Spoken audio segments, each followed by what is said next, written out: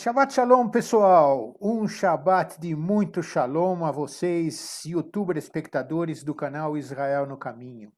Aquele canal que quer ver você, a tua casa, a tua família, no caminho, na verdade e na vida. E este caminho, esta verdade e esta vida só nos chega através daquele que foi dito desde o início das Escrituras, Yeshua HaMashiach. Eu estou em São Paulo e você já me conhece, eu sou o Sami. E eu estou hoje com o meu companheiro de caminhada, o Rubens Scherbach, que está lá no Rio de Janeiro. E aí, Rubens, como é que está tudo aí no seu Rio? Cheio de calor, Shabbat Shalom a todos, né? Vacinação caminhando e que seja uma bênção para todos que nos ouvem, em nome de Yeshua. Amém! Pois é, Amém. são as coisas do dia. Preocupados com Covid, preocupados com vacinação, mas acima de tudo, preocupados em levar a palavra de Yeshua, que é o que vai fazer Isso. toda a diferença.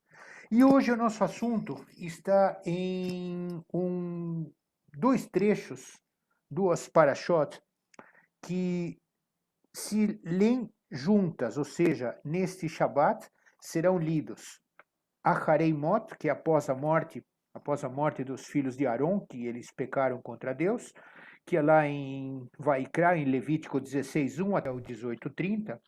A Haftará é Ezequiel 22, de 1 a 19. O Brit Hadashah nos fala sobre Hebreus, Yehudim, Meshichim, 9, de 11 a 28. E o Salmo 26. E a segunda Parashá, Kedoshim, santos. E é isso que Deus quer de nós, que sejamos santos. E está lá em Vaikra, Levítico 19, 1 até o 20, 27. E Ezequiel, de novo Ezequiel, só que agora é no Pega a capítulo minha. 20, de 2 ao 20. Mateus 5, 43 a 48, no Brit Hadashah. E o Salmo é o Salmo 15.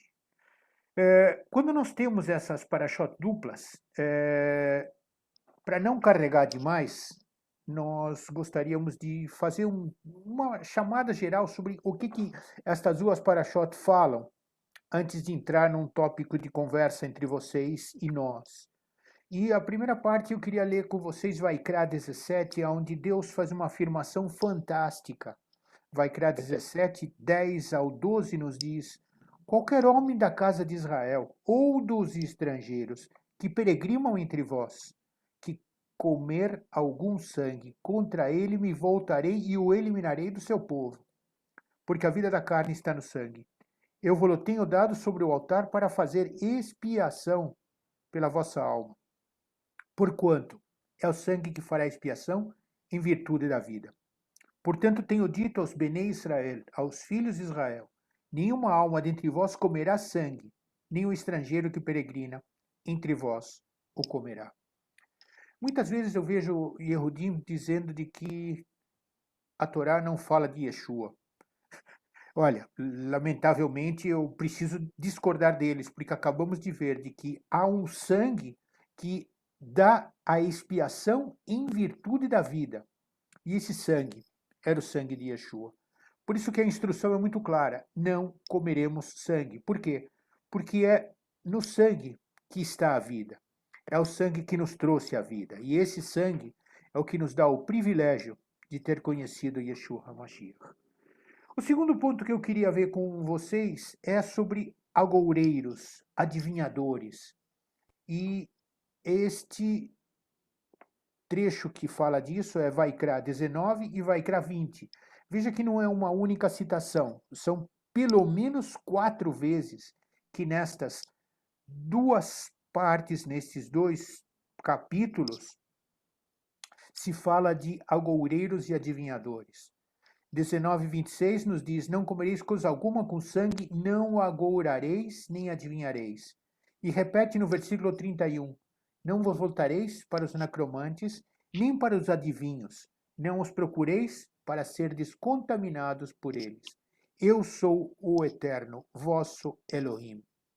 E Vaikra 20 ainda diz, no versículo 6, quando alguém se virar para os necromantes e feiticeiros para se prostituir com eles, eu me voltarei contra ele e eu eliminarei do meio do seu povo.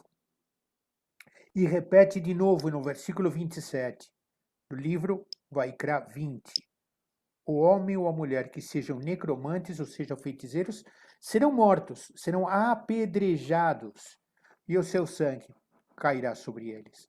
Eu sei que são temas polêmicos, porque hoje a mídia nos ensina de que a bruxinha é boa. Não, ela faz coisas maravilhosas. Gente, é engano. Deus não nos quer nesta direção. Deus não quer que nós estejamos junto com esse tipo de gente. Tanto assim que diz que serão apedrejados e o seu sangue cairá sobre eles. O terceiro tópico que eu queria separar é sobre santificação, ser kadosh, ser santo. E isto está em Vaikra 19, onde Deus faz um apelo. Olha só, Vaikra 19, 1 diz: Disse o Eterno a Moshe: Fala a toda a congregação dos Benei Israel e diz-lhes: Santos sereis, porque eu, o Eterno, vosso Elohim, sou santo. Vaikra 20 continua, no versículo 7. Portanto, santificai-vos e sede santos, pois eu sou o Eterno, vosso Elohim. Guardai os meus estatutos e cumpri-os. Eu sou o Eterno, que vos santifico. Vejam aqui que são os estatutos do Adonai, nosso Elohim. Não é o estatuto do João, do Pedro ou de qualquer outra entidade. São os estatutos que Deus nos deu.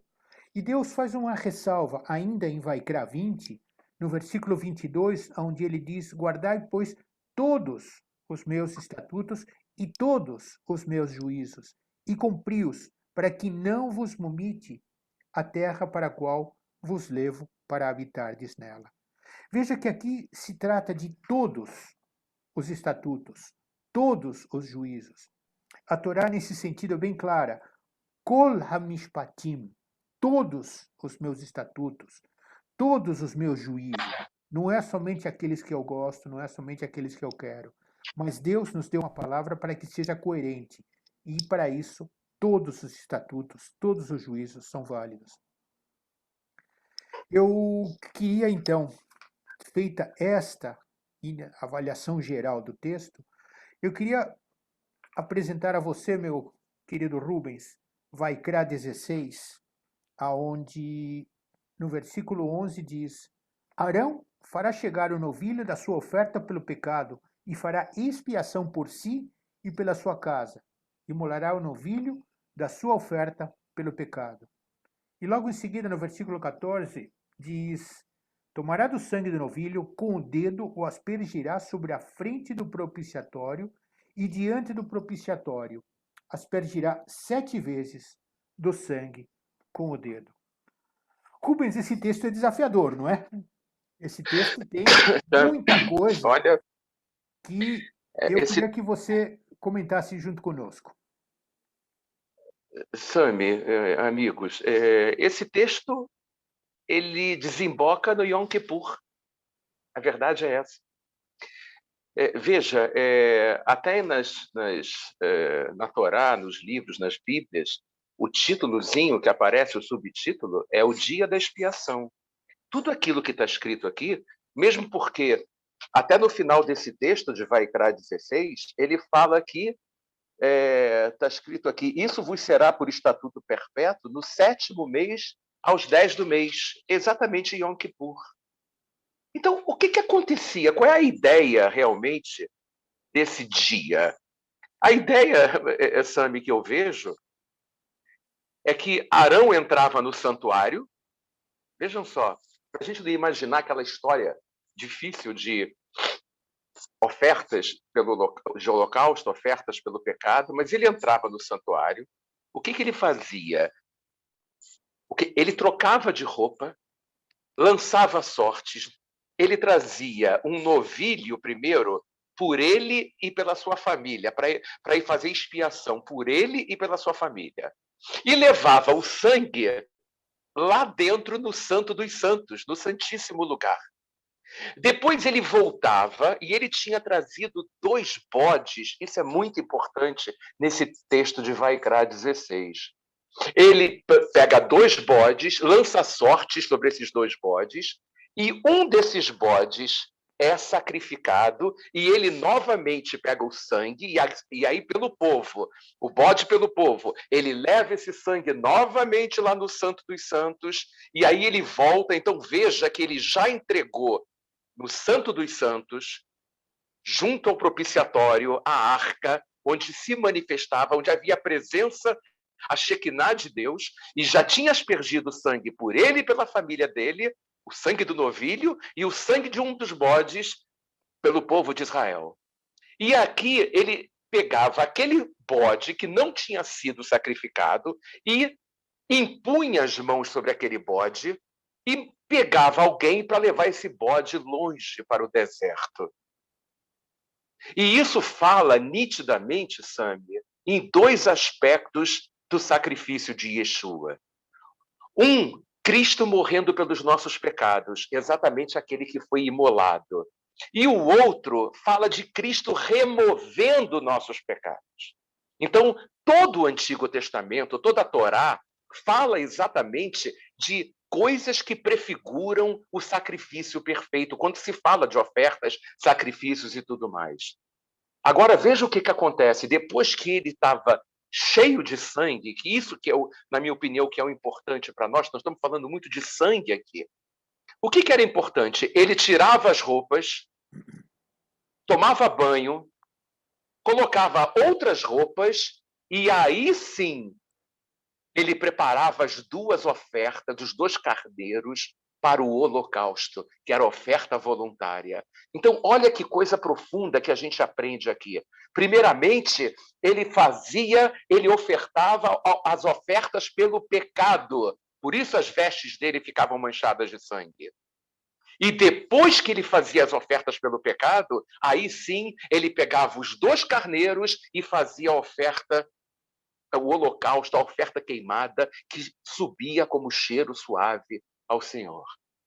E aí o que ele fazia, segundo a lei do holocausto e a lei das ofertas pelo pecado? Ele queimava as gorduras, tanto do novilho como do bode, pegava as peles, a carne, o excremento de um e de outro, e eram queimados fora do arraial. E por que eram queimados fora do arraial? A gente tem a confirmação disso lá em Hebreus, quando diz: saiamos, pois, a ele fora do arraial, levando o seu vitupério.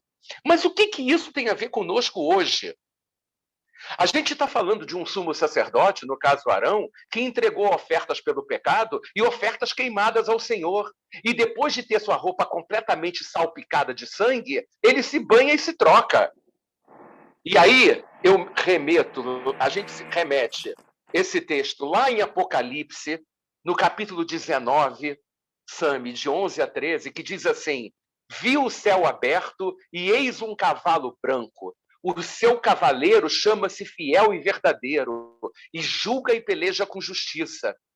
Os seus olhos são chama de fogo, na sua cabeça há muitos diademas. Tem um nome escrito que ninguém conhece, senão ele mesmo. E diz assim: está vestido com um manto salpicado de sangue, e o seu nome se chama o Verbo de Deus. Então, a profecia deixa bem clara, na tipologia que havia de Arão, que era o sumo sacerdote, apontando para Yeshua HaMashiach. Ele troca as vestes dele, mas quando Yeshua voltar, as vestes dele estão salpicadas de sangue. Por quê? Porque aquilo representa o sacrifício pela expiação do pecado que ele fez por todos aqueles que viessem a crer nele. E se você der asas ainda às prefigurações que a gente encontra em Isaías, você vê um texto que diz assim: quem é esse que vem de Bosra? Quem é esse que vem de Edom e que está com as vestes todas manchadas de sangue? E ele mesmo diz: sou eu que pisei no lagar. E esse lagar é o lagar da cruz.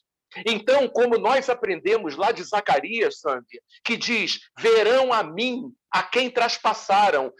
Os Yehudim vão ver no final dos tempos as mãos marcadas pela cruz de Cristo.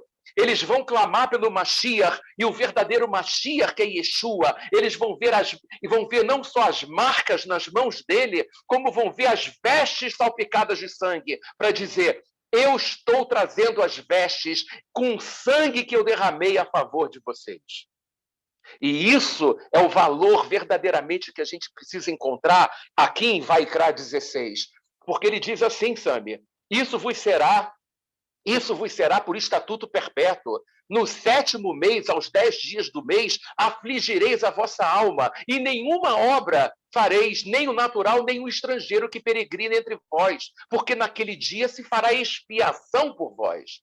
Ora, para purificar-vos, e sereis purificados de todos os seus pecados, os vossos pecados, perante o Senhor. Sami, meu amigo, nós já fomos purificados pelo sangue de Yeshua. Agora é sábado, é um Shabbat Hagadol, é um sábado grande, é descanso solene. E ele diz assim, lá no texto, lá depois de Levítico 23, e afligireis as vossas almas. Nós não temos mais que afligir as nossas almas. As nossas almas já teve alguém perfeito que se afligiu por nós para exatamente não termos que afligir as nossas almas. Ninguém mais foi afligido como Yeshua na cruz do Calvário. Então, essa coisa, Sami, do Vaikra 16, para mim é muito profundo quando você me perguntou. Veja que o texto de Vaikra 16, ele fala o seguinte, que esse sumo sacerdote, ele coloca vestes de linho. Olha que coisa profunda. E lá em Apocalipse, você lê que já estamos com as vestes de linho, porque as vestes de linho são as obras justas dos santos. E nós somos esse sacerdócio real. Nós somos esses santos. Não é verdade? Lá em Apocalipse, isso está em Apocalipse 19:8, na realidade. As vestes de linho são as obras justas dos santos. E quais são as obras que nós fizemos para estarmos vestidos de linho? É simples, está lá em João 6:29. A nossa obra é crer naquele que o Pai enviou. Essa é a verdadeira obra. Por isso, pela fé, nós já estamos vestidos com as vestes santas de linho. Nós somos santos. O pecado foi aniquilado e mesmo quando tropeçamos, a nossa natureza hoje é a natureza de Deus dentro de nós através do Espírito Santo. Por enquanto é isso, Sami. Vou voltar a bola para você quando você falou de Levítico 17:11, porque a vida da carne está no sangue. E isso é muito importante. Eu vou-lo tenho dado sobre o altar para fazer expiação por vossa alma, porquanto é o sangue que fará expiação em virtude da vida. Como é que você entende exatamente essa parte? Primeiro, Rubens, quero te agradecer pela aula que você nos deu de concordância, coerência do texto bíblico. O texto bíblico, ele se explica, se complementa, mesmo tendo tantos autores, são 40 autores diferentes em 66 livros, escritos num período de 1500 anos. Então, muitos desses autores não se conheceram, mas a coerência do texto nos mostra a ação permanente do Espírito Santo no projeto. Mas quando você traz a visão do sangue, veja só que coisa interessante. É lógico que nós temos uma dificuldade de acreditar em Deus que a gente não vê.